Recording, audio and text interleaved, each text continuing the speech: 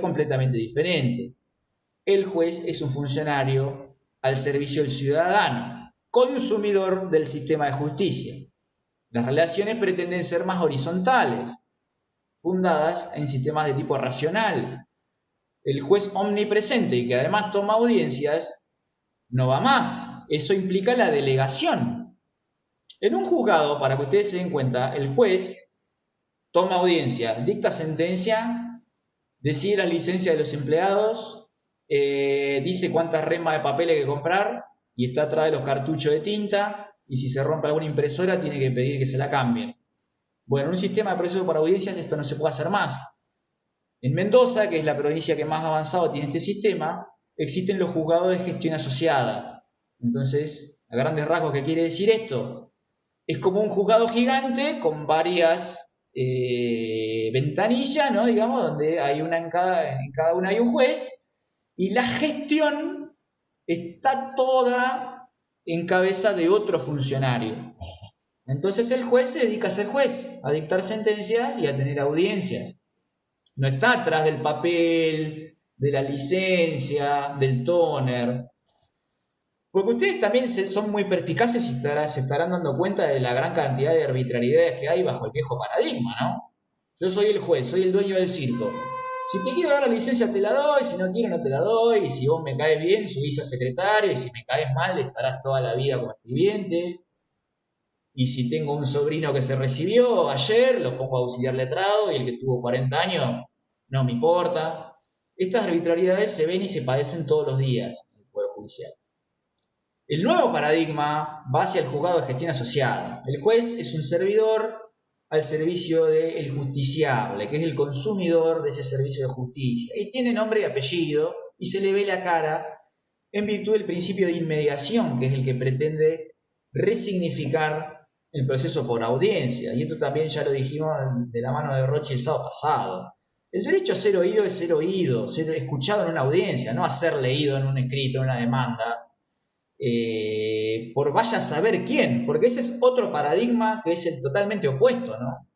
Fíjense lo distinto que es, ¿no? Porque uno a priori puede leer el código y después lee la oralidad y dice, pero esto es lo mismo, nada más que en vez de hacer una audiencia confesional y otra testimonial, hacemos una sola donde declaran todo y ya está.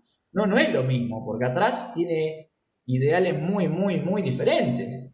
El juez clásico es juez de sentencia. Así dice el profesor Soto, que es el que ha enseñado esto desde el comienzo. Yo lo tuve profesor en el posgrado. El juez clásico es el juez de sentencia. Le llega el expediente cocinado. Un día viene un empleado, le pone todos los cuerpos arriba de la mesa y le dice, mire doctor, acá lo único que queda es dictar sentencia. Todo lo que necesite lo va a encontrar ahí. En la oralidad, el juez es juez del expediente. El juez estuvo en la audiencia preliminar presidiéndola. Como les contaba el otro día mi anécdota en el juzgado de Daniel Arca, mi querido profesor de obligaciones. Él estuvo en la audiencia y sabía el expediente igual que nosotros, o mejor casi. Entonces es un juez del expediente. Conoce la demanda, conoce la contestación, conoce la prueba que ofrecieron. Ve a las partes en la audiencia preliminar, las escucha. Otro paradigma completamente opuesto es un juez analítico de la prueba, porque hay que hacer economía de recursos y de tiempos. El juez clásico te provee todo. Vos, no sé, querés ingresar como prueba un elefante, y bueno, te proveemos el elefante, total, principio dispositivo ultranza, tráelo vos al elefante, si lo querés ingresar al proceso. El proceso por audiencias es dispositivo, sí, pero tiene otros postulados, como la colaboración. Es un esquema colaborativo y adversarial. Fíjense que el proceso clásico, principio dispositivo ultranza, no se mueve un lápiz que no pidan las partes, y eso también hace que uno se desentienda del expediente. No hay que hacer una gestión del expediente, porque, digamos, se activa cada vez que alguien pide algo. El juez del proceso por audiencias es lo opuesto, es un juez del expediente que gestiona el expediente. Y todos los sujetos procesales trabajan colaborativamente y entre las partes hay un sistema adversarial, no inquisitivo. El juez clásico en un proceso del siglo XIX, vamos a decirlo con todas las letras, es inquisitivo, ustedes lo habrán visto en las audiencias, ¿no? Y con esto no es una crítica a Cecilia, que por favor es una jueza de primer nivel. Lo habrán visto también en las audiencias que le dejé de Trionfetti. ¿Quién pregunta? ¿Quién hace las preguntas en esas audiencias, chicos y chicas? ¿Quién pregunta? El juez o la jueza pregunta.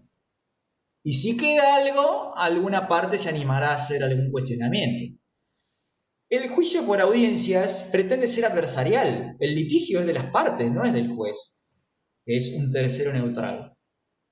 Esto va a tardar muchos años, ¿eh? Esto no es una, insisto, no es una crítica al accionar de los jueces de las audiencias que nosotros tenemos encargadas en nuestra página.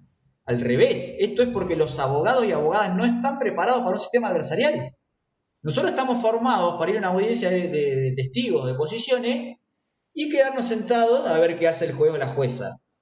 No tenemos mucha idea de lo que hay que hacer. Por eso nosotros vamos a tratar de descubrirlo juntos y juntas, porque yo asumo que son mis primeros pasos en litigación oral civil, así que vamos a aprender entre todos. No saben qué hacer los abogados y abogadas, tienen ni idea. Entonces esto va a llevar muchos años cambiarlo. Pero es cierto que el paradigma del juicio por audiencia civil pretende ser adversarial. Entonces vamos a necesitar abogados y abogadas que sepan qué hacer, que sepan qué preguntar y tomar las riendas de una audiencia, como suele suceder en el juicio penal. Tenemos que estar preparados y preparadas para eso, ¿no? Pues eso va a implicar abogados y abogadas que empiecen a preguntar a viva voz, que hagan objeciones, digamos, en el momento, que interpelen libremente a las partes. No va más el esquema confesional, que ese no solo es del siglo XIX, ese es medieval.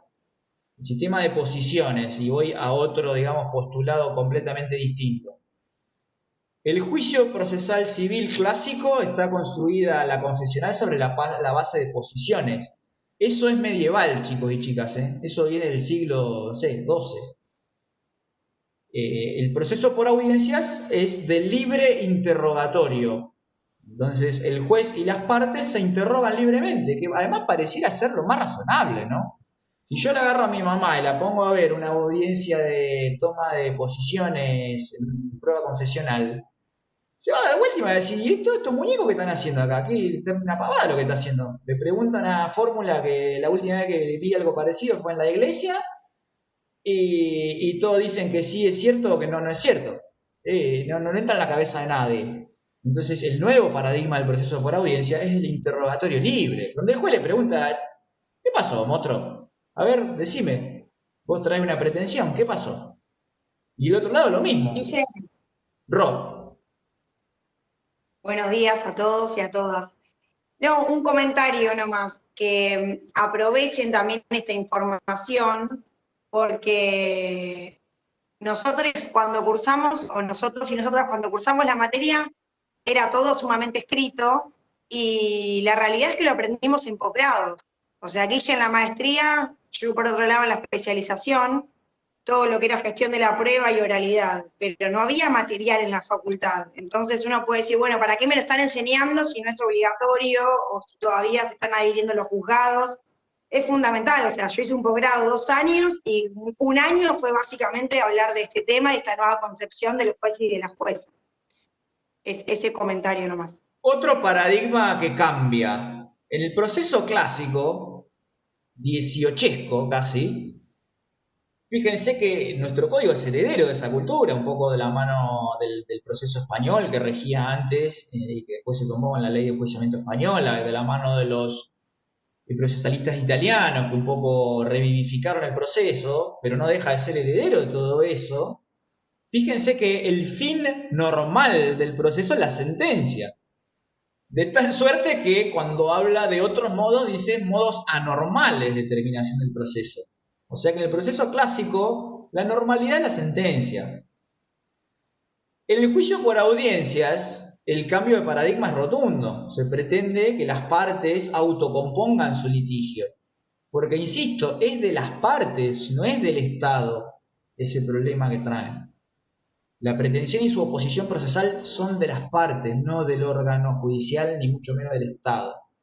Entonces, El mejor fin que pueden tener, y el más normal, que es una palabra horrible, digamos, el más habitual o deseable, sería que las partes autocompongan su diferendo. Y esa es otra estadística medible y que ha medido la oralidad, demostrando con números muy sólidos que en gran medida los juicios se autocomponen. Se autocomponen cuando aparece el juez, se autocomponen cuando hay inmediación, se autocomponen cuando las partes se dejan de agarrar de las mechas en la puerta y a través de sus abogados pueden negociar cara a cara. Entonces ese es un cambio de paradigma rotundo, rotundo, rotundo. Después hay algunos más. Insisto que estos son matices, ¿no? Porque alguien podrá decir, no, yo trabajo en un juzgado que es clásico, pero la audiencia se toma de tal manera. Acá tratamos de ver, digamos, los extremos, ¿no? Un juicio clásico sería eminentemente escrito, un juez de sentencia que piensa en la sentencia como el modo normal. Después, obviamente, hay matices, y digamos, el juicio por audiencias también, hay muchos matices. Hay jueces que la preliminar no la toman, vienen solo al final, otros la toman y la videograban también, algunos la toman, no la videograban, otros son más conciliadores, otros menos, o sea, hay un montón de grises, ¿no? Acá estamos analizando los paradigmas de un modelo y del otro. No sé si lo dije, pero lo aclaro. Hay otros más, qué sé yo, el proceso clásico es amigo, digamos, del papel, son los best friends del planeta, es el papel. El proceso civil clásico es de papel. El proceso por audiencias es amigo de la tecnología. La necesita a la tecnología. Necesita que sea electrónico, necesita la videograbación de audiencias como único modo de garantizar la presencia del juez, bajo pena de nulidad. Y así podemos seguir un rato más, ¿no? El viejo proceso es re amigo de Vélez Sarsfield, tiene dos mejores amigos. Sale los sábados a la noche, sale con Vélez y con el papel. Y el proceso nuevo es amigo del Código Civil y Comercial y de la constitucionalización del derecho privado. Y todo así. No es esto una apología del osilo, ¿no? Pero digamos, no es que nosotros querramos demonizar al proceso clásico y venerar el proceso por audiencia. No, porque como muchas veces decimos, estas son maneras de hacer las cosas, lo mismo que lo electrónico. Está todo bárbaro con la tecnología, son herramientas. Se imaginan que yo con una máquina de escribir o con una computadora puedo hacer lo mismo. El problema es lo que hago y cómo lo hago. Entonces, el juicio por audiencias es hermoso, pero hay que subir también la calidad de los operadores. Y esa es nuestra misión desde aquí, subir la calidad de los futuros jueces y juezas y de los futuros abogados y abogadas para que cuando vayan a litigar a un sistema oral adversarial hagamos una actuación más que digna y el juez o la jueza les pregunten quiénes fueron sus profes de prácticas y nosotros podamos sacar chapa con eso. Ese es nuestro objetivo aquí. No, bueno, sigamos adelante. Nos toca prueba parte especial. Así que lo que vamos a ir haciendo es un punteo de los diversos medios probatorios. Vamos a seguir en la clase que viene. No, esto es algo que hay que ir con detenimiento. Después de esta larga introducción vamos a empezar a hablar de los medios de prueba en particular. Insisto en que cada medio de prueba tiene diversos estadios, ¿no? Esto es algo que ya dijimos en el encuentro anterior, pero no está de más remarcar. Todo medio de prueba tiene varias fases, ¿no? Fase de ofrecimiento, fase de producción, fase de cuestionamiento, fase de valoración, por tomar las 4 más importantes. La etapa postulatoria ya la vimos, ahora estamos en el desenvolvimiento, en la faz dinámica de cada medio de prueba. Vamos a empezar de la mano, veníamos hablando del proceso oral y por audiencias, así que vamos a retomar desde ahí. Prueba informativa la voy a dejar para la clase que viene. Vamos a empezar por la prueba que se rinde en audiencias. Les decía, el modelo clásico trabaja sobre la base de la confesional y sobre la base de la prueba testimonial. Esta es la prueba que se rinde en audiencias. Tradicionalmente se hizo en audiencias separadas, ¿no? Una testimonio, una de testigos, una de confesional. Los jueces, digamos, más progresistas hacían las dos, rendían la misma prueba, las dos pruebas en una misma audiencia, y de hecho es lo que dice el código. Por eso yo les decía, todo esto viene a cuento de que la norma dice una cosa, después la cultura lo va llevando para otros lados. Todo esto está sobre la base de normas, ¿no? El proceso por audiencia. Si nosotros la buscamos, esas normas están. Fíjense que en el proceso sumario hay un montón de audiencias. Hay audiencias sobre incidentes, por ejemplo. Hay una audiencia de prueba.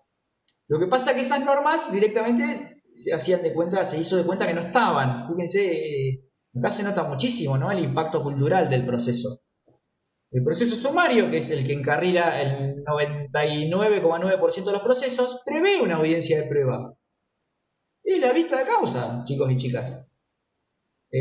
No prevé una preliminar, pero sí se prevé que el juez pueda convocar una audiencia conciliatoria o a los efectos que necesite en el momento que estime oportuno. Está en las potestades ordenatorias e instructorias del juez o la jueza. Sobre la base de esas normas se construye la oralidad civil. Pero volvamos a lo nuestro. Esquema clásico, confesional y testimonial. Algunos juzgados lo hacían en dos momentos distintos, otros lo hacen en la misma audiencia. En el esquema de oralidad, eso se hace en la famosa audiencia de vista de causa, que ya vamos a ver lo que pasa, ¿eh? Insisto en que esto vamos a dedicar un momento especial a ver esto, cuando veamos la práctica de las audiencias. Algunas cuestiones muy importantes a tener en cuenta en la práctica de la confesional. No vayan a acompañar, por favor, el interrogatorio en la demanda. El pliego de posiciones, perdón. El pliego de posiciones va después, no va en la demanda, porque si no, el otro te lee todas las preguntas que le vas a hacer. Hasta media hora antes de la audiencia se acompaña. Lo mejor es mandarla el día anterior o ese mismo día antes de salir, ya un poquito jugado, yo diría el día anterior para evitar problemas. Hasta media hora antes, si no, caducidad. No vayan a cuando van a abrir la audiencia, acá tengo el pliego. No, flaco, era hasta media hora antes de la audiencia. Caducidad de la prueba. A las duchas.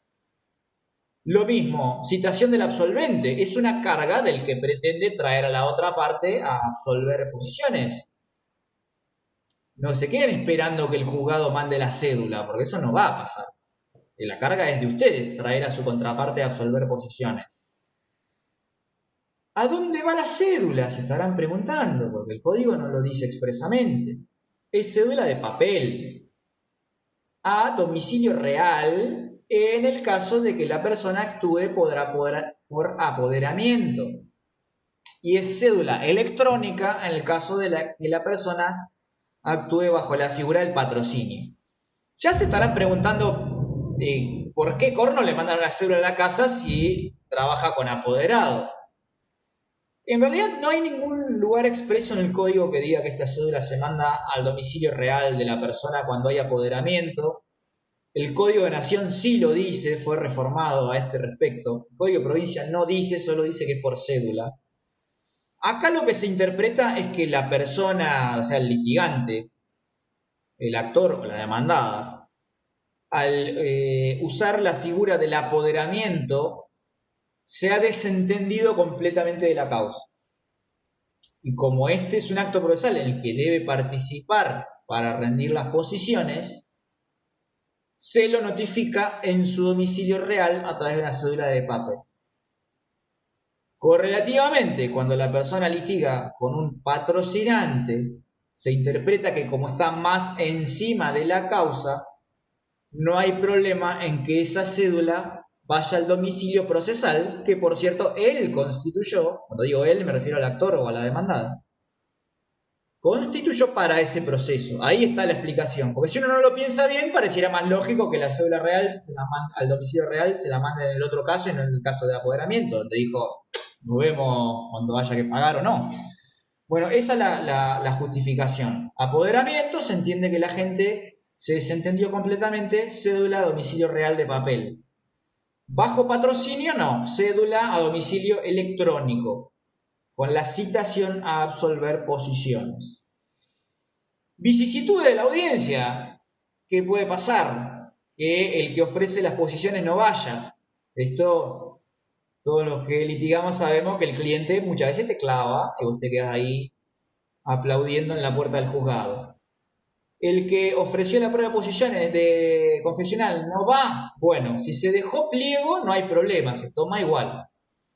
Si no va y no se dejó pliego, esa prueba se pierde, caducidad del medio probatorio. Lo otro que puede pasar es que el absolvente, o sea, la contraparte, no vaya. Si no va, queda confeso, en forma ficta. Ustedes ya de las clases con Rafa habrán aprendido la diferencia entre confesión expresa y ficta. Confeso en forma ficta. Siempre y cuando esté el pliego, ¿no? Porque si no está el pliego, nadie hizo nada. Pero bueno. Si no va, confeso en forma ficta. Vamos a la testimonial, hacemos lo mismo. Interrogatorio para testigos, tampoco lo acompañen en la demanda, porque ya les leen las preguntas antes de empezar. El interrogatorio en realidad no es obligatorio, como sí lo es, en realidad obligatorio no hay ninguno, ¿no? Pero digamos, no es una carga procesal que esté amenazada con caducidad, para decirlo correctamente. Yo podría ser un boga muy canchero y presentarme a la audiencia y decir, no traje interrogatorio, voy a hacer las preguntas, las voy a hacer a viva voz. Y esto es posible, ¿eh? No es que si yo no llevo el interrogatorio me van a declarar la caducidad de la prueba testimonial. No. Yo el interrogatorio lo acompaño si quiero. Y si no quiero no lo acompaño, hago las preguntas a viva voz. Algo que no está muy bien visto por los jueces y juezas. Yo le adelanto, por lo menos ahora que está todo muy proteico lo de la oralidad, no la quieran cancherear con esto porque al juez no le va a gustar. Les va a pedir, si es que no hay acompañado interrogatorio, lo primero que va a preguntar es si las partes trajeron interrogatorio por escrito. Me pasó una vuelta en un juzgado, antes el juzgado 19 estaba el juez Pereda, que era muy conocido, muy solemne, entonces fui a una audiencia en la que el abogado no había llevado interrogatorio. Yo no sé si se olvidó o la quiso cancherear, era de extraña jurisdicción el profesional, creo que venía de Quilmes, era de otro departamento, no de otra jurisdicción. Vino sin interrogatorio. Ah, la cara del juez Peré. Usted vino sin interrogatorio. ¿Saben qué hizo el flaco? Le dio las preguntas que tenía anotada a él. Le tachó, vaya a saber qué tenía anotado, se lo tachó y le dio eso. Y obviamente las preguntas las hizo el juez Pereda, ¿no? El otro, cuando terminó, le dijo si quería preguntar algo. El abogado rápidamente le dijo que no, así con la cabeza. Y terminó ahí. Encima fue sin corbata. O sea, estuvo media hora pidiendo disculpas por la corbata y otra media hora pidiendo disculpas por no haber llevado el interrogatorio. Pero ¿cuál es el mensaje de esto? Se puede ir sin interrogatorio, yo no lo haría. Por lo menos ahora que la oralidad es algo proteico. Quizás el día de mañana sí, quizás el día de mañana, dentro de 10 años, quizás el juez se agravie de que tenga que leer él las preguntas. Quizás les diga, flaco, las preguntas se las vos, ¿para qué venís? Eso sería lo deseable. Pero bueno, por lo menos ahora al comienzo, yo les diría que vayan con interrogatorio. Y si lo pueden presentar antes, mejor. La citación del testigo también es carga del que ofrece el testigo, ¿no? Yo les recomiendo que siempre pidan en el ofrecimiento de testigos que lo cite el juzgado, porque esto va a implicar mandarle también una cédula. Es peligroso no hacer esto, porque el código mismo lo dice, se asume que ustedes expresamente, perdón, no expresamente, porque esto puede ser asumido tácitamente al no pedir que lo cite el juzgado. Pero la norma entiende que ustedes asumen la carga de traerlo espontáneamente al testigo. ¿Cuál es el peligro de esto? Que si el testigo no viene y no se puede justificar su ausencia, después no lo voy a poder traer compulsivamente. En cambio, si yo pido que lo cite el juzgado, después voy a tener que encargarme de gestionar la cédula que le llegue de papel a su domicilio real para que quede debidamente notificado, y si no llega a venir, no va a implicar la caducidad automática de la prueba, porque yo puedo pedir que a la supletoria, siempre se fija una principal y una supletoria, que a la supletoria sea traído por la fuerza pública. Básicamente lo que hacen es mandarle un oficio a la comisaría, el día de la audiencia lo van a buscar y lo traen, de los pelos, si no quiere venir. Es una carga irrenunciable para todo ciudadano, así que lo traen por la fuerza, o sea, no se imaginen nada raro. Va un patrullero, le tocan el timbre, lo invitan a subir y si no quiere subir lo traen igual. Y viene compulsivamente la audiencia. Tampoco es aconsejable hacer esto con un testigo, ¿no? Porque ustedes imagínense cuán favorablemente puede venir un testigo a declarar que ha sido traído de los pelos y esposado a la audiencia. O sea, yo tampoco haría esto. Pero bueno, te da un changüí más. ¿Qué pasa con las vicisitudes de la audiencia, no? Si la parte no va y está digamos, el abogado presente o hay interrogatorio, no hay problema porque uno invoca el artículo 48, que ya sabemos todos y todas lo que es, y se resuelve ahí, no es caducidad de la testimonial. Si no va nadie, sí, porque las preguntas tiene que hacerlas alguien, por lo menos que esté ahí. O sea, si no va nadie a la audiencia, te perdés la prueba. Y si no hay... Si dejaste el interrogatorio, yo no sé, Gianni, en tu juzgado, ¿qué hacen? Si hay interrogatorio y no va nadie, ¿el juez la toma igual o se la da caduca? Se la da por caduca. ¿Qué hace Oliveira? No, me parece que no se toma. No se toma, no se toma. No se toma. No, porque puede ser que en la casuística alguien me diga, no, pero si hay interrogatorio acá, el juez la toma igual. Puede pasar, ¿eh? Sí.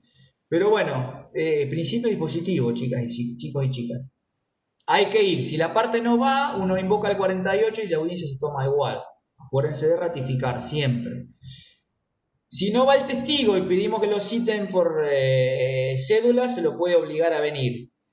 Si no va el testigo y yo asumí la carga de traerlo, perdí la prueba. La ausencia del testigo se puede justificar, eso lo van a encontrar en los artículos 417. Puede ser por enfermedad, ahí la norma dice que se la puede llegar a tomar en la casa, eso no existe, yo nunca vi que vaya el secretario a la casa, no, nunca lo vi. No va el testigo, más vale que tenga algo para acreditarlo y que sea verosímil. A mí me ha pasado, tuvimos una causa en un juzgado acá de La Plata, no sé si cometimos el error, pero digamos, no pedimos que se citara por cédula, asumimos la carga correlativa de traer los testigos, no vinieron, justificaron con certificado médico y la jueza no se lo tomó. Nos decretó caduca la prueba. O sea, fíjense, los testigos tienen que ir, ¿eh? Tienen que ir. El juicio todavía está tramitando, yo si lo perdemos, obviamente voy a pedir el replanteo de prueba en alzada, porque me parece que no... El proceso parte de la buena fe. Entonces, si el testigo no puede ir y trae un certificado médico que justifica que no puede ir por motivo de salud, bueno, podés presumir que es trucho, porque está la firma de un médico. No es que lo hizo en el Word y lo imprimió con el Photoshop. No, está el sello y está la firma de un médico profesional de otra matrícula. Entonces, me pareció un exceso eso. Pero ustedes saben que en materia de prueba las resoluciones son irrecurribles, solo queda el replanteo. Entonces, en esa la perdimos. No declararon. Si perdemos el juicio, iremos a la Cámara con replanteo de prueba en alzada. Ya vamos a ver cómo termina. Algún día que nos crucemos por tribunales les cuento. Con un problema anexo, que el replanteo de prueba por alzada está previsto para la negligencia y no para la caducidad. O sea que es complicado. Pero bueno, no importa, es tema de otra bolilla. Bien, ahora ustedes se preguntarán cómo es la técnica de confección de las preguntas en un caso y en otro. Y esta investigación se la hemos encomendado a mi amigo el Tino y a Lea, que nos va a explicar cómo es la técnica y las diferencias, ¿no? Obviamente, entre confeccionar un pliego de posiciones y un interrogatorio de testigos. Tino querido, te escuchamos. Buenas, ¿se me escucha? Perfecto. Me anda medio tildado la computadora. Chapo bárbaro. Bastante ya explicó Guille, bien cómo es el tema de la parte confesional y la parte testimonial. El tema de la absolución de posiciones, ya más o menos explicó Guille de qué trata. Lo que se busca es, la absolución de posiciones es una confesión provocada en el juicio a pedido de la parte contraria, la cual la parte que solicita o la parte que solicita la absolución de posiciones se va a llamar ponente y la parte que es citada a contestar esta absolución se va a llamar absolvente. El Código Procesal Civil y Comercial de la Nación establece que en principio la absolución de posiciones se debe dar en la audiencia preliminar. Normalmente en la práctica se suele dar en otras audiencias que los mismos jueces fijan, ya sea por cuestión de que antes prefieren realizar otras pruebas o otro ofrecimiento de pruebas. Después, El tema de la preparación del pliego de oposición. Primero se debe ofrecer indicando a la persona que se cita a absolver posiciones. Y, como dijo Guille, se puede hacer desde que se ofrece la parte confesional, la prueba confesional, perdón, hasta media hora antes de la hora fijada para la audiencia, no del llamado de la audiencia, porque puede pasar que estemos citados a tal hora al juzgado y la audiencia arranque 40 minutos después porque se retrasó, y nosotros el pliego de posiciones tenemos que presentarlo hasta media hora antes de la hora fijada. Hay que tengan en cuenta eso, es un detalle que, como dijo Guille, si le llegamos a pifiar el día de mañana en la práctica, nos la dan por caduca la prueba. Después, el pliego de posiciones es un documento que contiene las proposiciones para que el absolvente conteste. No sé si alguien tiene el código procesal a mano y quiere leer el 408, buenísimo, si no te los leo yo para que hagamos un intercambio.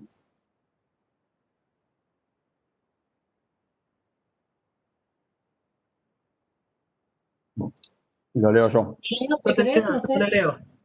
Dale. Reserva del pliego en comparecencia del ponente. La parte que pusiese las posiciones podrá reservarlas hasta la audiencia en que deba tener lugar la declaración, limitándose a pedir la citación del absolvente. El pliego deberá ser entregado en secretaría hasta media hora antes de la fijada para la audiencia, en sobre cerrado al que se le pondrá cargo. Buenísimo. Y la parte Hasta ahí. bueno. Muchas gracias. Bueno, ahí como dice el mismo artículo, el sobre se entrega en secretaría hasta media hora antes de la hora fijada para la audiencia, y un sobre cerrado del cual se le pone cargo. Respecto a la firma, se exige que el pliego de posiciones esté firmado y a su vez el sobre, pero bueno, si el abogado, en caso de que actúe por un representante o si la parte que actúa por derecho propio se olvide de firmar el pliego y firma el sobre, se tiene como firmado en sí. Sería un ritual manifiesto si está firmado el sobre, pedir que esté firmado también la absolución, el pliego de oposiciones. Después, el tema de las preguntas. ¿Cómo realizar las preguntas en la absolución? Las preguntas deben ser claras y concretas, y todo esto está en el artículo 409 del Código Procesal Civil y Comercial de la provincia de Buenos Aires. Las preguntas deben ser claras y concretas, no tienen que ser susceptibles de diversas interpretaciones y tampoco pueden conducir al error.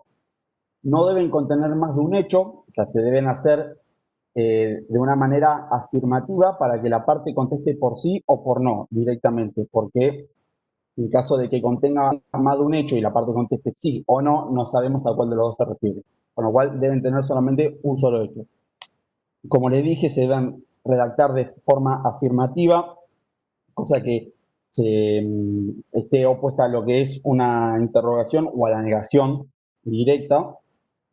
Y después deben versar sobre puntos controvertidos.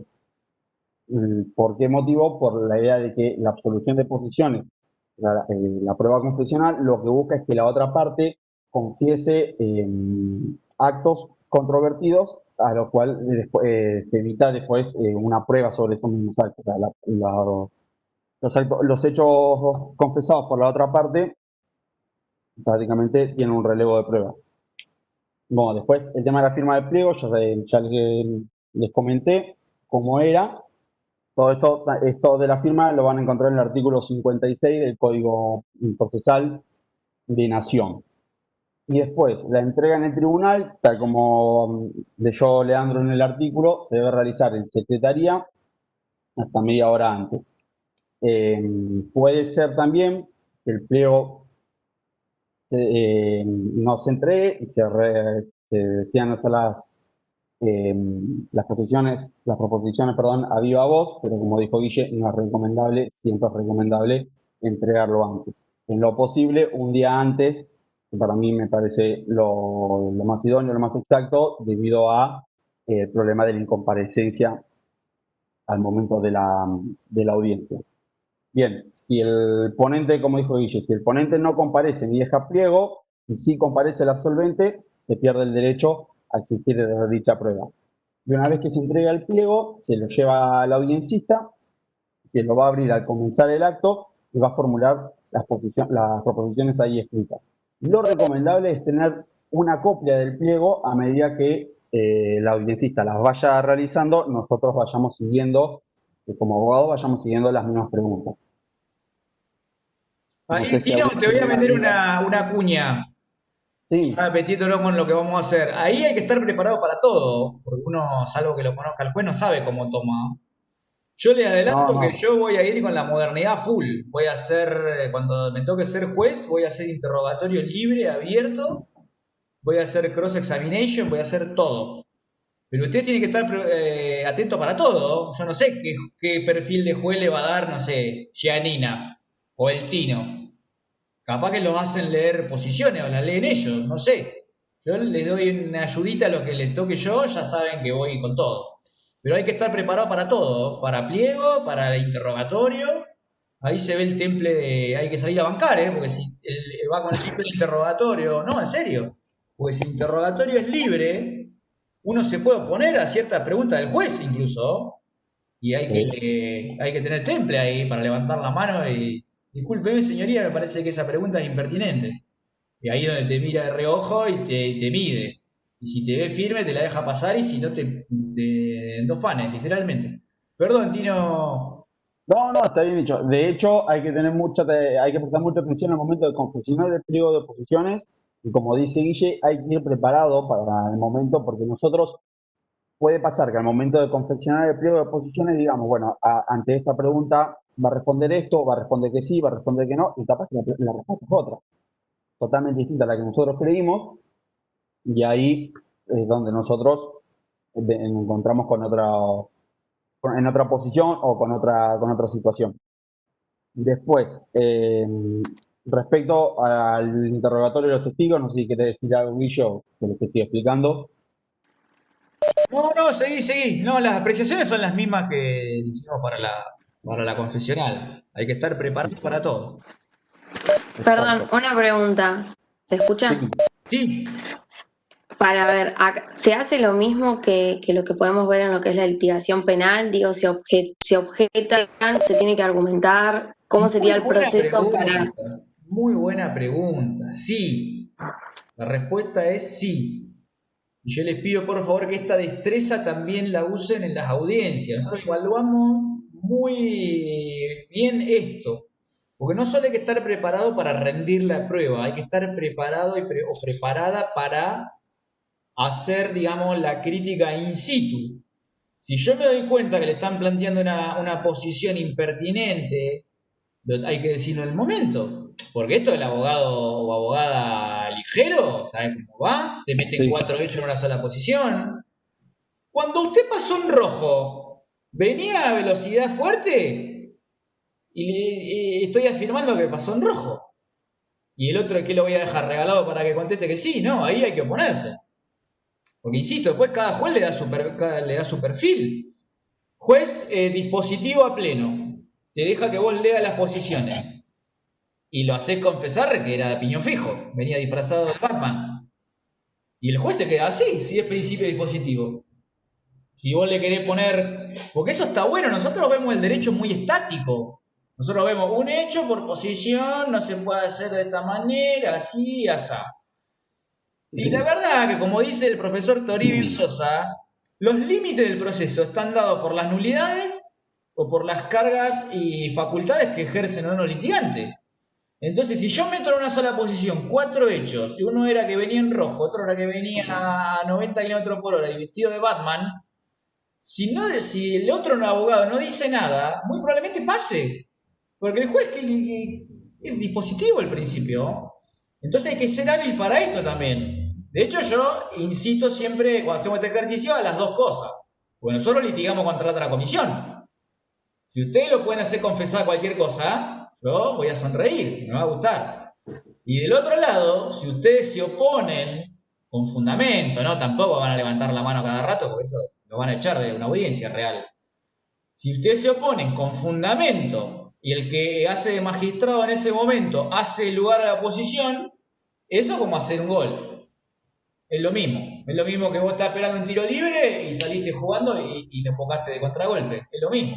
Y pasa, un abogado levanta la mano y dice, no, esa pregunta es impertinente, está tratando aspectos personales. Se desbanda a veces cuando el abogado trata de revolcarlo personalmente al testigo. Y ahí el juez puede decir, no, sí, tiene razón, voy a hacer lugar a la posición del doctor, por favor reformule la pregunta. Eso se ve, es común. Pero son todas habilidades, y que hay que trabajarlas desde acá. Porque si no después estamos al horno. A veces los abogados yo veo que van a las audiencias, se quedan callados, juegan con el celular. Y ese es el último momento para estar activo. Hay que levantar la mano, hay que oponerse, hay que criticar, hay que preguntar. Otra que se ve, ¿tiene alguna pregunta para hacer? No, ninguna. No que no voy a tener pregunta para hacer. Lo morfo al testigo, lo mato. Si es el otro. Entonces, Perdón, Guille. ahí sí, Mike. Sí, hablando un poquito de esto del gol, no recuerdo si fue el año pasado o el anterior, creo que fue el anterior, que en una de las audiencias nos asombramos incluso nosotros de un golazo que metieron dos alumnos nuestros a la hora de pedir un careo de testigos, No, lo porque matamos, sí, pudieron advertir esas contradicciones entre los testigos y pidieron un careo. A ese punto, o sea, es prestar atención a cada uno de los testimonios, a cada uno de los elementos que se van dando en esas audiencias, es tener radares directamente. Obviamente es una destreza que se entrena y nosotros acá estamos haciendo una prueba a modo de evaluación y también de entrenamiento, pero tengan presente esto, a futuro, cuando les toque una audiencia, les va a pasar en sentido real, ahí en vivo y en directo, y tener que estar prestando atención al testigo para ver si realmente van a tener que pedir un careo o no, o dónde encontrar la falla para meter ese gol. Exactamente. Van a ver, siempre la primera audiencia es una escena temida. El miedo escénico no se va a ir nunca. No es que ustedes traen un abogado de 20 años en la matrícula, se abre una Pepsi y entra a cualquier audiencia que haya y se la come. No, no. El miedo escénico no se le va a ir nunca. Ahora, ¿cuál es la onda? Estar preparado, la preparación. Y obviamente manejarlo con templanza. Tener el temple de meter el bocado cuando hay que meterlo. O sea, decir sin miedo no sería posible, porque uno es algo que provoca, digamos, siempre algún grado de incertidumbre. Hasta para el juez, que es el dueño del circo, como decíamos hace un rato. Hasta para el juez, pues, qué sé yo qué puede llegar a pasar. Capaz que se vuelve loco un testigo y le quiere pegar. Pasado, no me deja mentir Maite, que tuvo a la policía ahí un montón de veces. Pero la onda es estar preparado, es la preparación. Esa es la onda, para salir airoso. Perdón, Tino, te prometo que no te interrumpo. No, está bien, Guille, todo. Toda intervención es bienvenida. De hecho, ahora que dice Maite, yo me acuerdo cuando nosotros hicimos la audiencia, a nosotros nos impugnaron un testigo. También, porque estábamos todos diciendo que el sentido de la calle era doble mano y el testigo nuestro decía que era para mano derecha. Y ahí, no me acuerdo quién era el alumno de la otra comisión, que estuvo muy atento y nos lo impugnó. No me acuerdo clarito. Pero bueno, bien, siguiendo, retomando. Respecto a los testigos y el interrogatorio. Antes que nada, me olvidé decirles, toda la parte de la prueba confesional y la audiencia la van a encontrar en el Código de Provincia desde el artículo 412 al 423. Y la parte testimonial va a estar desde el 424 hasta el 456. Más que nada para que después cuando puedan lo lean tranquilo, ya sepan dónde ubicarlo. Bien, bueno, el testigo, todos sabemos que el testigo es un tercero extraño al proceso que es citado por las partes para poner en conocimiento del juez hechos que están bajo su dominio, el dominio de su sentido, hechos que el testigo conoce y que sirven de aporte para el proceso en sí, más que nada para la pretensión nuestra. Bien, después, el testigo, a diferencia del absolvente, no se le hace proposición, no No tiene que responder un pliego de posiciones, sino que tiene que responder un interrogatorio. Su testimonio se va a dar en base a un interrogatorio. El interrogatorio, como lo dice la palabra, vale la redundancia, se hace de modo interrogativo, se le hacen preguntas, las cuales pueden ser de dos tipos. Pueden ser un interrogatorio específico donde se hace una pregunta que se responda con un solo hecho y así sucesivamente, o sea, se hace una pregunta, se responde, se vuelve a hacer otra y demás. Y ese sistema que está sentado en el código, ¿no? Cuando nosotros lo abrimos vamos a encontrar que todos los artículos hacen referencia a este tipo de sistema de interrogatorio. Ahora, el otro tipo de interrogatorio es el responsivo, donde las preguntas son abiertas y pueden contener más de un hecho. De hecho, la respuesta también puede ser amplia. En la práctica, hoy en día, tal como dice Guille, el derecho no es estático, el derecho está en constante movimiento, se suelen dar más que nada estos tipos de testimonios o responsivos. Entonces, es una pregunta abierta o que contenga más de un hecho y que el testigo responda de la misma manera. Ahora bien, antes de prestar testimonio, antes de declarar el testigo, debe prestar juramento. Y una vez que presta juramento, se le hacen las preguntas que son, se conocen en la jerga como las generales de la ley. En el código, más que nada en el artículo 439, lo van a encontrar como el interrogatorio preliminar. Que no sé si alguien quiere leerlo o si no, seguimos, como quieran ustedes. Chicos y chicas, aprovecho lo que dice el Tino. En el simulacro no lo vamos a hacer generales de la ley porque si no va un tiempo tremendo, son muchos testigos. Yo lo que voy a hacer, les vamos a preguntar si le comprenden las generales de la ley, responde que sí o que no. Pero en una audiencia real le harían todas las preguntas que dice el artículo. No. Es un ritualismo que, bueno, en un proceso real hay que cumplirlo, pero que a nosotros no nos suma nada, así que eso lo vamos a saltear. Generales de la ley, no, seguimos. Sí, es más, de hecho, en la práctica, las generales de la ley se hacen siempre, digamos. Por más que las pidan o no las pidan las partes, las generales de la ley se Sí. tienen que hacer siempre. Sí. Esto es a modo de ver si el testigo es capaz e imparcial e idóneo para prestar testimonio. Bien, al momento de responder, una vez que se realizan se hace el interrogatorio preliminar, se procede a hacer el interrogatorio per se, y el testigo no puede leer, al momento de responder, no puede leer notas ni apuntes, salvo que la índole de la pregunta así lo permita y que se lo autorice. El testigo se sienta frente al audiencista, frente al juez y de espalda a los abogados. No puede estar mirando, no puede darse vuelta, no nada, tiene que mirar directamente al audiencista que le va a hacer las preguntas. Después, la confección del interrogatorio, las preguntas, o sea, el interrogatorio va a contener las preguntas sobre las cuales debe declarar el testigo. Las preguntas no deben contener más de un hecho. Todo esto, como yo les dije, según el código, en la práctica a veces se suelen dar otras cosas. Deben ser claras y concretas, no deben ser hechas en modo afirmativo, ni ser ofensivas, ni sugerir respuestas. O sea, nosotros no podemos realizar una pregunta en la cual indicamos al testigo a que responda de la manera que nosotros queremos. Después, las preguntas no pueden ser de contenido técnico, salvo que el testigo sea una persona especializada y que se le pueda hacer una pregunta porque va a tener conocimiento sobre el tema. Y el oferente puede confeccionar el interrogatorio y presentarlo en el mismo momento de la audiencia. Esto, a diferencia del pliego de oposiciones, no hay un tiempo en sí, o puede realizarla viva voz. Pero como les dijo Guille, lo recomendable es tener el interrogatorio escrito y también el pliego de oposiciones. Después, en cuanto a la firma, va prácticamente lo mismo que el pliego de oposiciones, debe estar firmado por la parte, por su representante, y esto es una condición esencial para el desarrollo del acto. Una vez que terminamos el interrogatorio, podemos realizar una ampliación. Nosotros o la otra parte, que en realidad la otra parte no realiza una ampliación del interrogatorio, sino que va a realizar lo que se conoce como repreguntas. El objetivo que tienen estas repreguntas prácticamente son dos. Utilizar la declaración de nuestro testigo para conducirla hacia la pretensión de la otra parte. Un abogado bastante vivo, que presta mucha atención a lo que dice el testigo, puede llegar a sacar datos que después le pueda realizar ciertas preguntas que las lleven, o sea, lleven la decisión del juez más que nada hacia la protección de la otra parte. Y después también las repreguntas pueden buscar atacar la idoneidad del testigo y reducir su valor probatorio.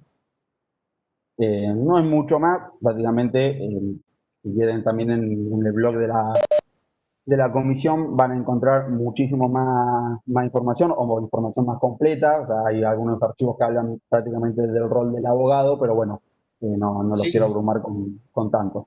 Sí, partiendo de lo que dice Tino, ahí tienen en la página, que un poco yo lo puse en el chat, en la pestaña que habla del simulacro de audiencias hay material sobre litigación oral civil, hay algunos trabajos que seleccionamos. Es un material español, porque la verdad que en Argentina ese todavía es un área inexplorada, o sea, nosotros todavía estamos trabajando sobre los fundamentos, si se quiere, del proceso por audiencias. El proceso civil español ya hace varios años que tiene el sistema civil de la oralidad, entonces ya lo tienen trabajadísimo.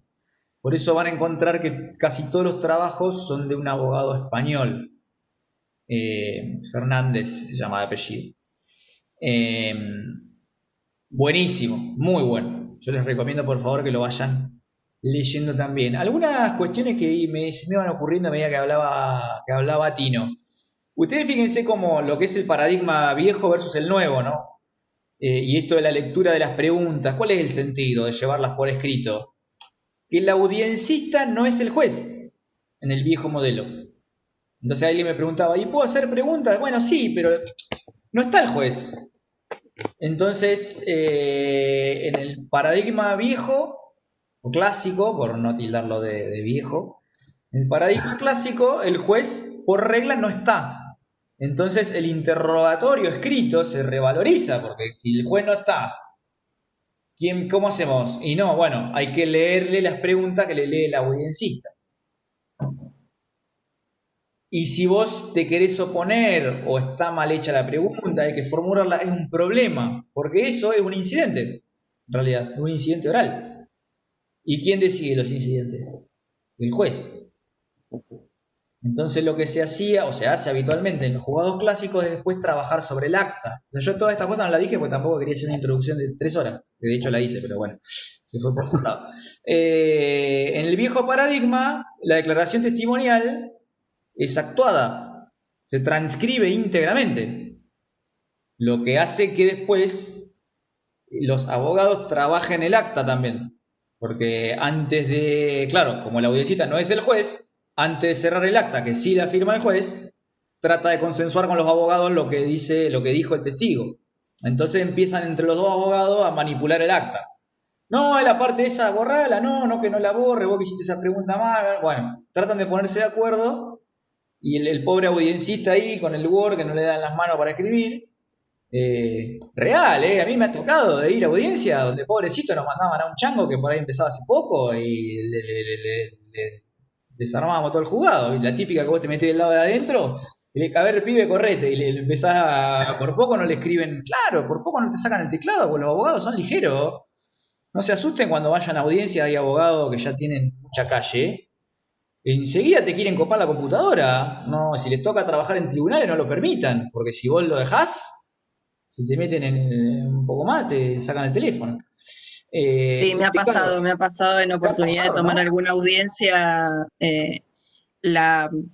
y eso que había sido abogado de una sola de las partes que había ido a la audiencia. Y nada, uno con el testigo, nada, yo siempre el acta al testigo para que el testigo, que es quien, nada, es el que expuso y el que ha contestado esas preguntas, convalide esas respuestas que uno transcribe por ahí por cualquier eventualidad. El abogado, a ver, podrá mirar el acta, podrá acompañar algunas cuestiones, pero la realidad es que el testimonio es del testigo. Mi conducta siempre ha sido decir, bueno, testigo, ¿usted está de acuerdo con lo transcripto aquí? Perfecto, listo. Si el testigo del aval y el abogado no tiene mayores inconvenientes, igualmente es algo que se lo planteo al abogado presente, de decir, el testimonio es del testigo y es con quien voy a convalidar las respuestas. Tal Pues las cual. respuestas fueron dadas por él. Entonces, por ahí, al menos es la técnica que yo he utilizado para que no se estén entrometiendo en lo que fueron las respuestas ya dadas. Bueno, y el proceso por audiencias es video filmado, así que hay video, no hay acta. O sea, hay un acta, pero que dice las incidencias más importantes, nada más, menos de una carilla el acta. Y hay video, no podés decir, no, pero no lo dijo. ¿Cómo no lo dijo? Acá está, en el segundo tal lo dijo. Después hablaban de la general de la ley. Nosotros, como les decía, no las vamos a hacer, pero son fundamentales porque ahí saltan los vínculos. Porque la gente común, el juez le empieza a preguntar y empieza a hablar. Uno lo puede preparar al testigo, pero por un montón de circunstancias, porque no están acostumbrados a estar en tribunales o porque le da miedo la figura del juez. Nosotros el otro día hablábamos de lo arquitectónico y del lenguaje simbólico que proyecta el edificio y la disposición de los muebles sobre uno mismo, que está acostumbrado a litigar y va todos los días a tribunales. Imagínense lo mismo para una persona común. La sala de audiencia es intimidante porque está de movida, el testigo se sienta solo, adelante, no puede mirar para atrás y todo lo que ve es la figura del juez, que está en un escritorio más alto, en un estrado de madera, todo tallado, y encima suele haber o un cuadro de Morelo o una virgen, o sea, es una cosa intimidante. No es grato, no es que te vienen a ofrecer un té para que vos te sientas cómodo. Es intimidante. Entonces la gente, el juez empieza a preguntar y la gente habla. Y ahí hacen las generales de la ley y le preguntan, ¿y usted tiene algún vínculo con el...? Sí, no, es mi hermano. Dice, ¿pero cómo? ¿No puede declarar? Y bueno, pero le hice el favor. O sí, es mi patrón. Y claro, imagínense cómo viene el testimonio si es el empleado. Al otro día llega a declarar mal, al otro día lo echan. Para eso están las generales de la ley. Y la gente habla, y ese es el momento de oponernos. Una cosa que no les dije, si está comprendido en las generales de la ley, vamos a suponer que se descubre que es el hijo, declara igual, va a declarar igual, no es que no va a declarar. Ya está, declara igual. No pataleen porque declara. El tema es que eso tiene que constar porque después el juez va a valorar el testimonio según los vínculos que saltaron en las generales de la ley. Bien, ¿quedó algo más, Tino? Me parece que con eso estamos por lo menos con el tema. No, yo por lo pronto, o sea, había mucho más, pero como le dije, no era mi idea abrumarlos tanto, porque también está la parte del abogado, el rol del abogado y demás en plena audiencia, pero bueno, y la preparación del testigo y demás, pero bueno, eso, si quieren lo pueden leer, o sea, lo Sí, pueden, no, deberían leerlo del blog. si faltó algo no se notó, porque yo estuve escuchando muy atentamente y me pareció muy completo lo que dijiste. Ahora yo sé que por ahí voy a gozar un poco de su confianza, me voy a pasar algunos minutos, pero yo no quiero dejar de tratar hoy un tema, el que por favor después, si tienen que hacer algo no hay problema, después miran el video, tampoco voy a pretender que se queden hasta tarde escuchándonos, pero sí me gustaría tratar un último tema hoy, que es la relevancia que tiene la prueba pericial, ¿no?, dentro del proceso. Ya lo venimos diciendo desde el día que estuvieron, y ya se habrán dado cuenta, ¿no? Nosotros no tomamos el trabajo de traer un ingeniero, una psicóloga, hoy vamos a hablar un poco más sobre eso. La trascendencia de la prueba pericial. Pero bueno, nosotros ya vimos que toda prueba tiene fases y que la fase postulatoria ya pasó. Ahora estamos en la fase dinámica de la prueba pericial. Cuestiones a tener en cuenta. Todo lo que tiene que ver con la pericial lo insta y lo impulsa la parte. Por favor, no. Siempre el punto de partida de la fase dinámica de la prueba es el auto de apertura de prueba. Yo en el material les dejé un acta de una audiencia preliminar que fuimos con Rafael, éramos parte y contraparte, por eso no se rían cuando nos vean a nosotros en el acta. Está la descripción de lo que pasó en la audiencia y sigue el auto de apertura de prueba. O sea, en oralidad, el auto de apertura de prueba es parte del acta de la audiencia preliminar. Ese es siempre el punto de partida de la fase dinámica. Y a partir de ahí todo es a impulso de parte. ¿Qué quiero decir? El juez va a decir, sí, atento a la prueba pericial peticionada, provéase y desígnese en los peritos. Y queda ahí, no se van a, por favor, no queden esperando que venga el perito, porque esa es una prueba que va a quedar ahí y lo van a declarar negligentes. No, todo lo insta la parte. Entonces ahí hay que pedir, si el perito es de asesoría, que le manden un oficio de asesoría para que designe perito. Asesoría pericial me refiero. Ya hablamos de esto, ¿no? Es el juez el que decide si el perito va a ser de asesoría o va a ser de lista. Si el perito es de lista, hay que pedirle al juez, a través de un escrito, ¿no? Obviamente, que active la designación. ¿Cómo se hace la designación? Se manda un formulario de designación a cámara. Las cámaras departamentales son las que organizan el sorteo de los peritos. En La Plata hay 2 cámaras, así que hay una secretaría única de cámaras que se encarga de esto. Formulario a cámara, cámara hace el sorteo que se lo comunica al juez y el juez con eso hace la designación. Ya dije que nosotros trabajamos idealmente sobre la base de un proceso sumario. Si esto fuera ordinario, estaría la posibilidad de que cada parte o las partes se pongan de acuerdo en el perito, que eso tampoco existe, chicos y chicas. La verdad es que nunca vi esto, ni siquiera en un ordinario. Como las partes no se ponen de acuerdo en nada, mucho menos en la designación de peritos. Así que también los termina designando el juzgado. Bien, baja de la comunicación de la Cámara al juzgado. El juez con ese sorteo desinsacula o designa perito. Ahí lo siguen instando ustedes, ¿eh? Con la designación tiene que venir a aceptar el cargo. Hay que mandarle la cédula. No se la va a mandar ni la contraparte ni el juez. La mandan ustedes. Cédula electrónica al perito. Tiene que venir a aceptar el cargo. Algunos jueces aceptan la aceptación electrónica, otros pretenden que el perito venga físicamente al juzgado. Les puede pasar de las dos cosas, no hay problema. En cualquier caso lo instan ustedes. ¿Qué vicisitudes puede tener? Que notificado no venga. Bueno, hay que pedir que lo intimen, porque lo que prevé el código es que si no viene tienen que nombrar a otro. Removerlo nombran a otro, con sanción. Es un lío porque hay que hacer todo el procedimiento de vuelta, lo mejor es intimarlo. Suele venir después de que lo intimen. Una vez que acepta el cargo, hay que seguir instando esta prueba, porque ¿qué puede pasar? Que el perito se cuelgue. Muchos peritos, como venía el otro día el ingeniero, trabajan un montón de causas, y a veces van trabajando a requerimiento. Como tienen tanto laburo, van trabajando con el que lo intima. Entonces no sería raro que una vez que acepta el cargo, lo deja ahí al expediente. Y nunca más vino por el dictamen. Bueno, ahí hay que pedirle al juez que lo intime a producir dictamen. O arbitrar los medios para que se haga, ¿no? Porque si es una pericia médica hay que citar a la parte para que vaya, se examine, no importa. Otra carga del litigante. Si ustedes lo dejan ahí, no va a pasar nada, le van a declarar negligentes. Si no viene, bueno, se lo remueve y se nombra otro y otra vez empezar todo el caminito.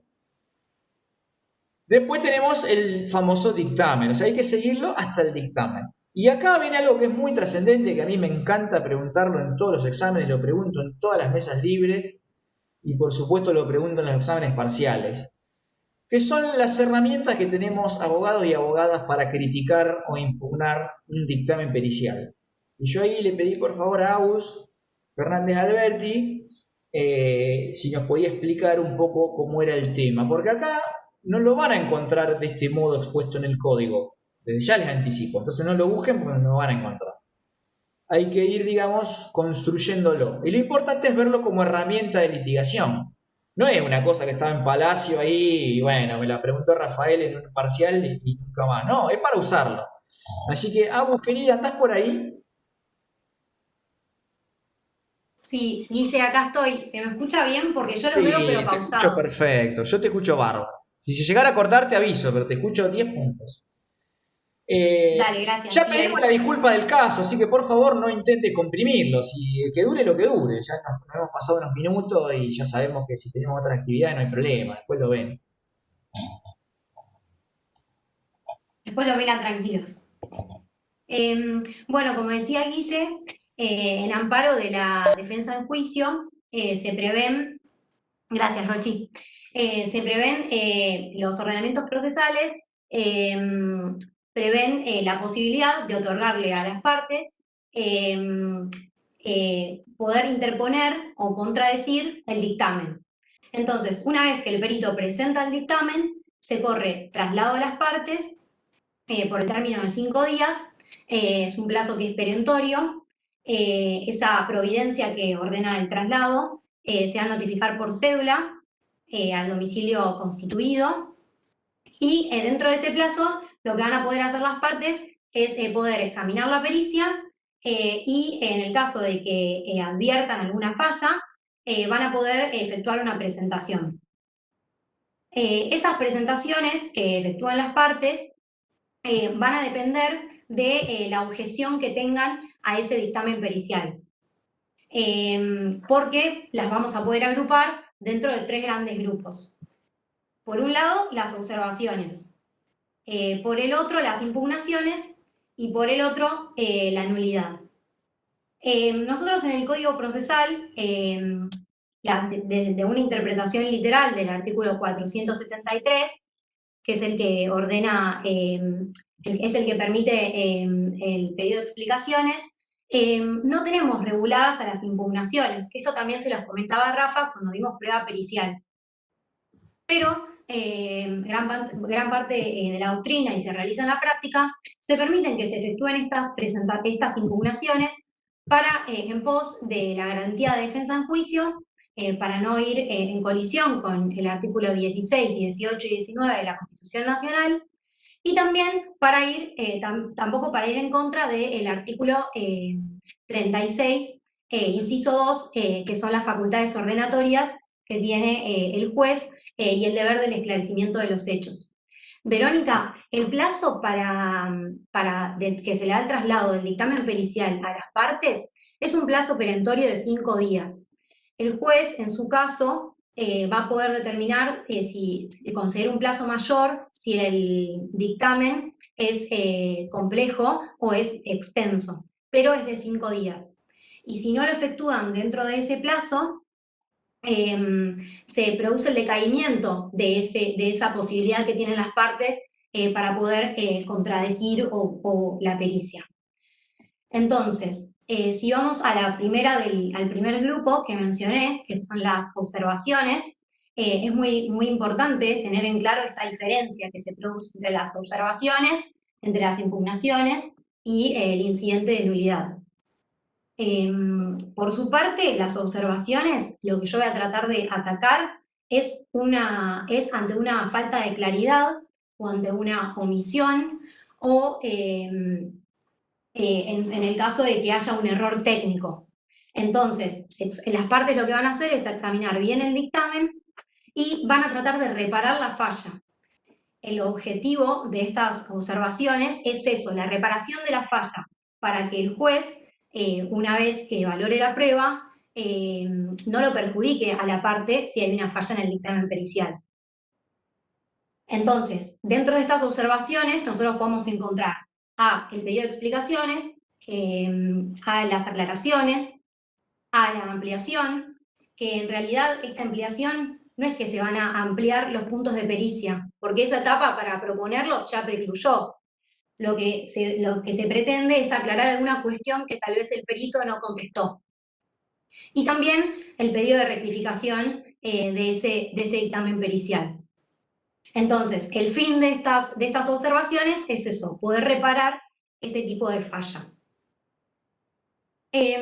Otro tipo que pueden tener las partes para poder contradecir ese dictamen pericial son las impugnaciones. Yo acá en las impugnaciones lo que voy a hacer no es reparar una falla del dictamen, yo lo voy a hacer para atacar la eficaz probatoria, ¿sí?, de ese dictamen. Entonces, es muy importante entender la diferencia porque lo voy a impugnar dentro del mismo plazo, dentro del plazo de 5 días. Como estas impugnaciones no están reguladas en el Código Procesal, algunos autores sostienen que en realidad no debería darse traslado al perito de estas impugnaciones. Y otros sostienen que sí, como es Falcón.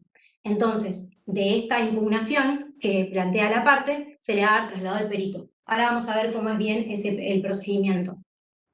Entonces, la impugnación yo la puedo interponer cuando, por ejemplo, el perito no se expidió sobre determinados puntos de pericia que propusieron las partes, o se excedió del objeto de la prueba, o tal vez tuvo una valoración que es subjetiva, porque nosotros sabemos que el dictamen pericial es objetivo, entonces no, o sea, tiene que ser imparcial, no puede tener, digamos, consideraciones subjetivas del perito.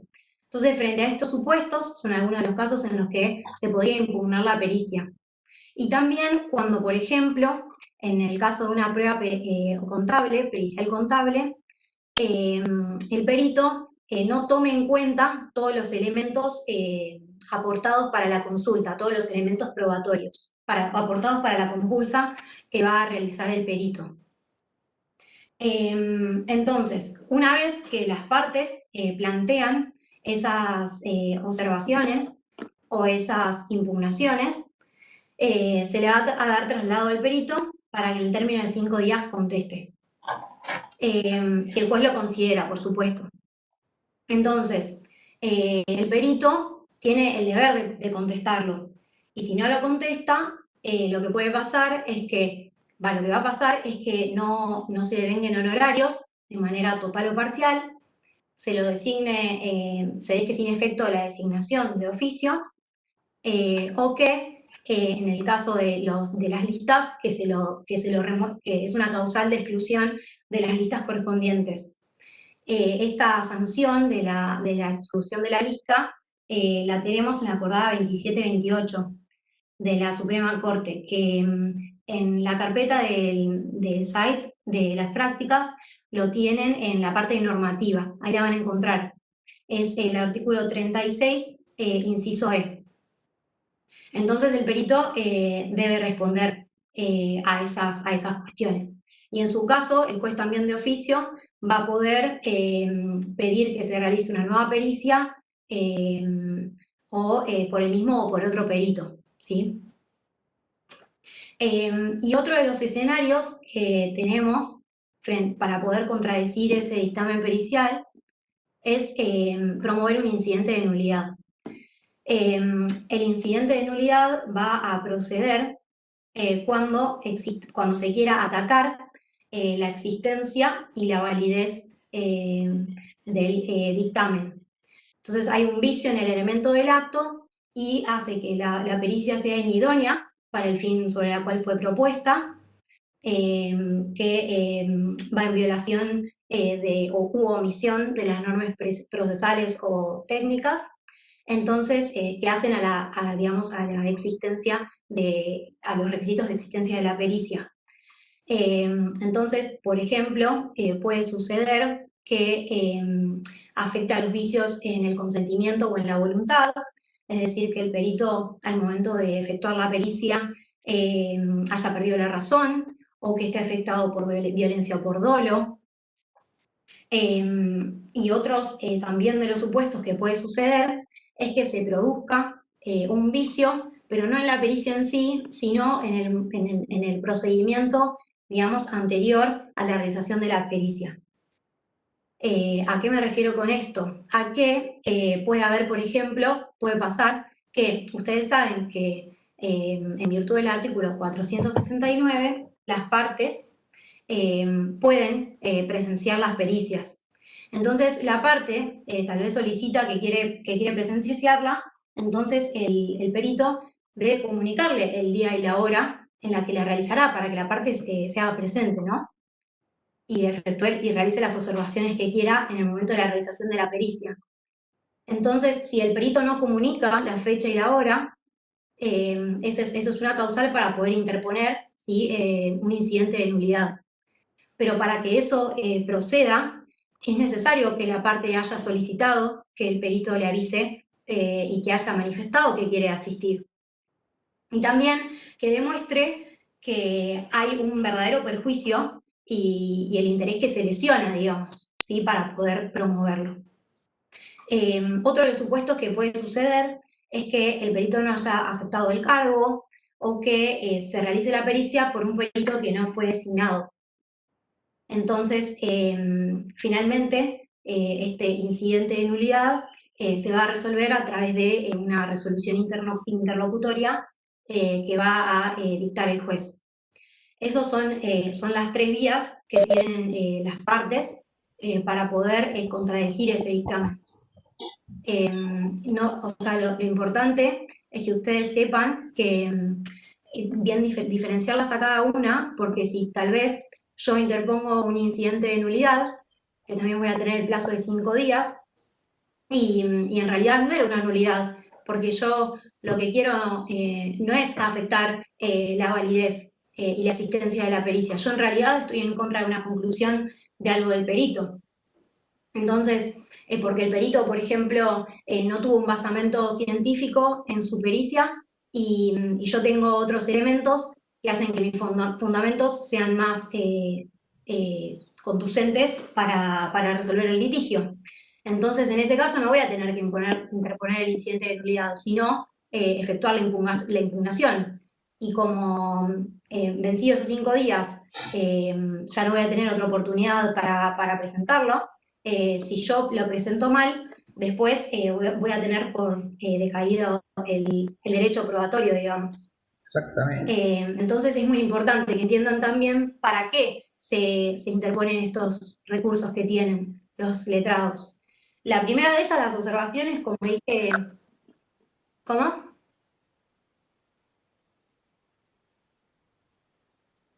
Hola. No, Creo fue que no una habló nadie. intervención.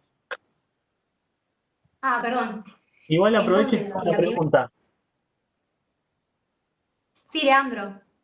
En el caso de que se haya olvidado de manifestarse sobre un punto de pericia, ¿cómo me doy cuenta si me está perjudicando porque no lo incluyó? Es decir, si voy por la impugnación o le pido una observación para que se explaye, no, haciendo lugar a esa mención. No sé si me expliqué bien. Y eso lo tenés que modular vos. Tenés que dar cuenta si Porque no sé necesitas si me la va a respuesta o no. perjudicar, quizás se la haya olvidado Si vos la necesitas para probar algo para tu caso, tendrías que pedir que el perito aclare ese punto. Ahora, si no lo necesitas, capaz yo lo dejaría así, para no provocar, digamos, que el perito, digamos, se lo tome a mal y te tire un palo en vez de un salvavidas. Lo vas a tener que evaluar, lo vas a tener que evaluar en el caso concreto. Bien. Porque a veces omite decir algo de onda, ¿no? Y si justo él te hizo, digamos, un favor, entre comillas, porque no sería un favor, digamos, te hizo la gamba de no decir algo que por ahí te complica y vos se lo preguntás, el perito se lo va a tomar a mal y va a decir, pero ¿qué le pasa? Y ahí te mata. Es complicado el tema de las impugnaciones y eso. Gracias.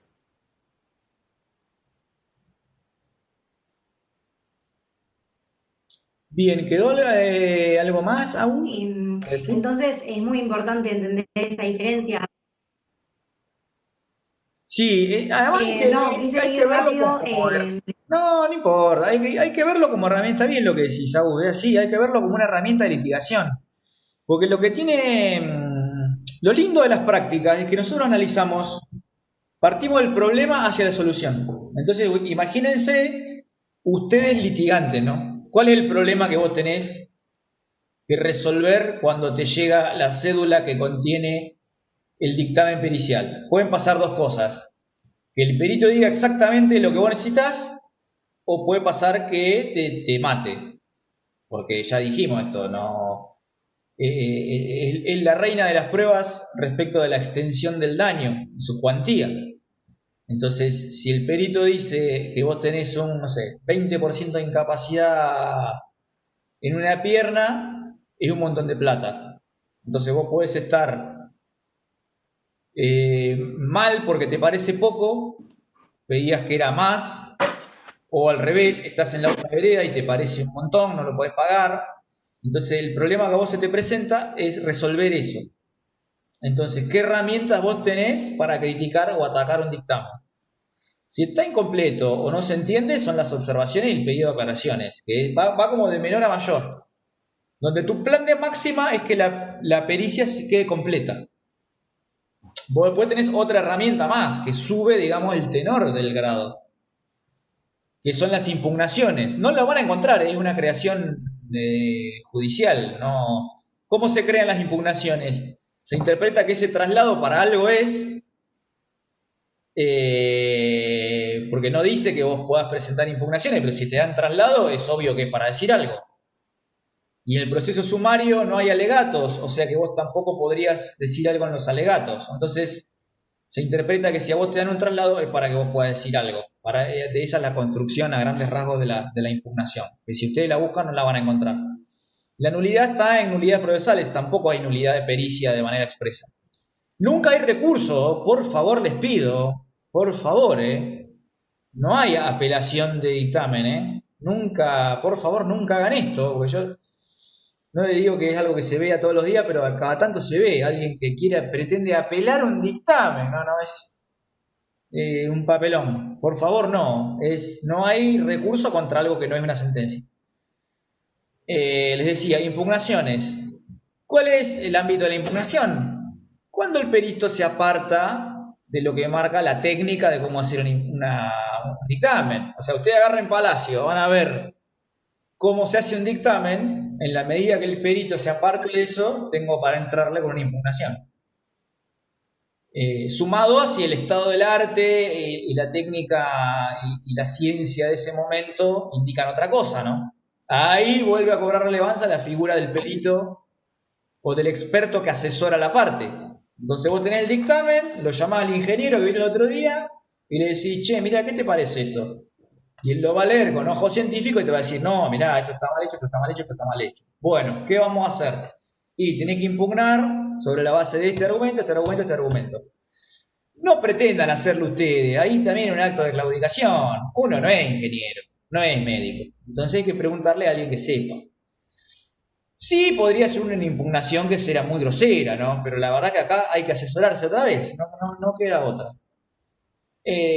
Finalmente la nulidad es la más grave, pero también la más rara, porque implicaría, como bien dijo Agus, un vicio en el procedimiento, que implicaría algún tipo de coacción, hacer la pericia con violencia, fuerza en las personas.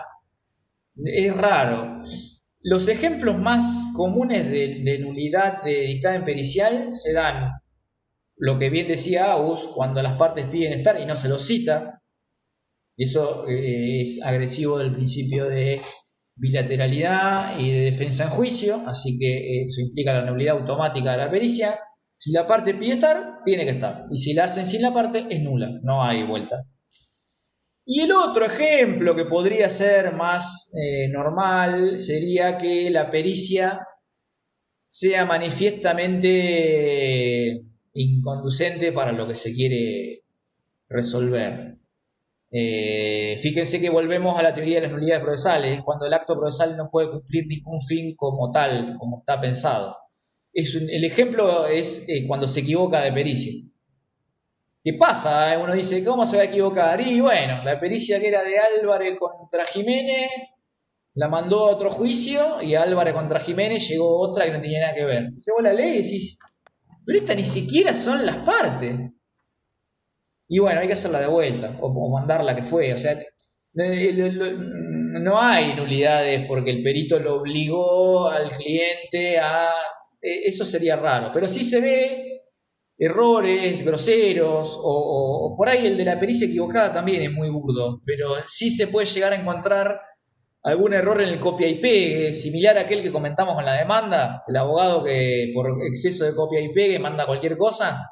Podría pasar con una pericia también. Uno empieza a leer y dice, mirá la parte, y la das vuelta y ya empezó a hablar de otra cosa. Ese dictamen es nulo porque no puede cumplir ningún tipo de fin como tal. Ahí hay que hacerlo de vuelta, hacerlo bien.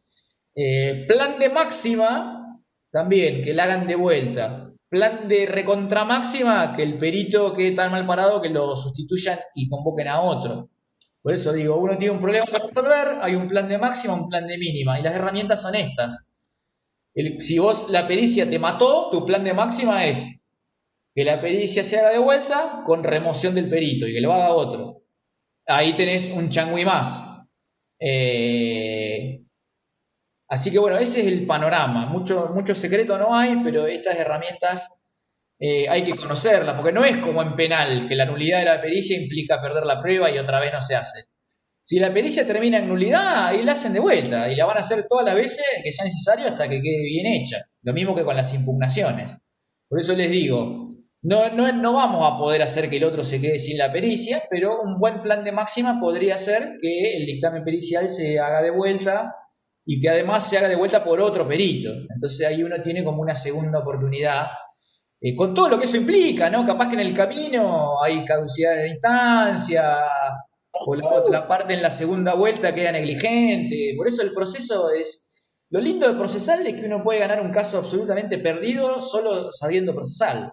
Por eso le damos tanta manija a estos temas. Vos capaz que volteás un dictamen pericial por nulidad, hay que hacerlo de vuelta, un bajón, porque eso implica otro sorteo de perito, otra designación, otra...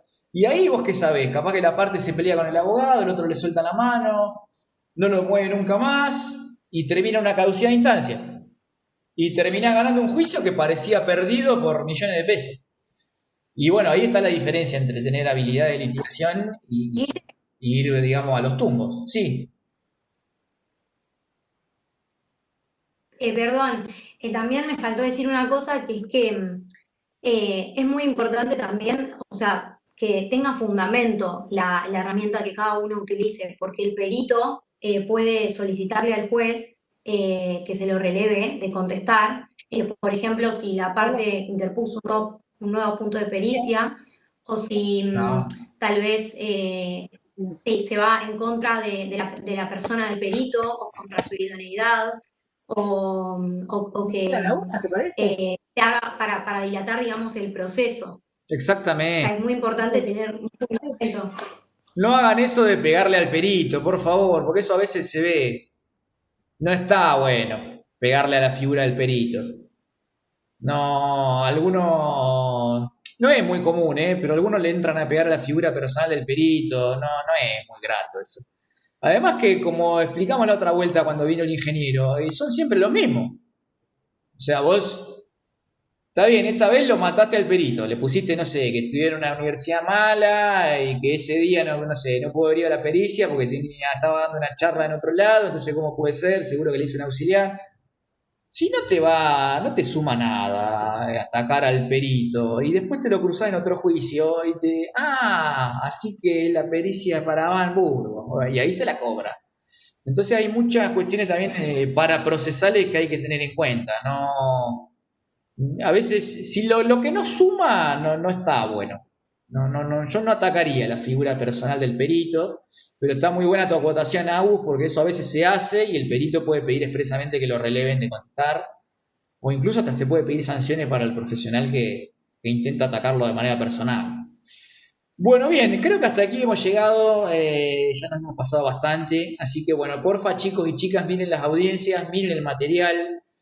A mí vieron que no me gusta hablar de modelos y eso en clase, ¿no? Es aburridísimo mostrar modelos y uno parece, si cuando empezamos con los modelos parece que estamos en una clase de origami y acá estamos en procesal. Los modelos están, miren Falcón, todo lo que nosotros dijimos acá, van a encontrar los modelos de cómo se hace el escrito, qué es lo que hay que poner, Falcón. Pero bueno, está ahí, hay que ir y hay que mirarlo. A mí en lo personal no me gusta mucho eso de comentar los modelos, salvo que sea algo muy, muy didáctico para ver. En general no lo hacemos, lo mismo que los Power. Los que están ahí son para ustedes.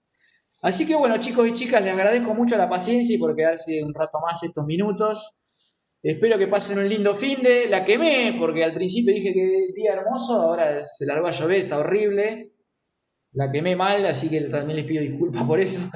Así que bueno, un abrazo grande, muchas gracias Agus, muchas gracias Tino, muchas gracias Mai, Flor, un abrazo grande Gianni también, un abrazo grande a todos y a todas. Nos estamos viendo el sábado que viene. Vamos chicos. Chao. Fin de semana, hasta el sábado que viene. Chicos, buen fin de.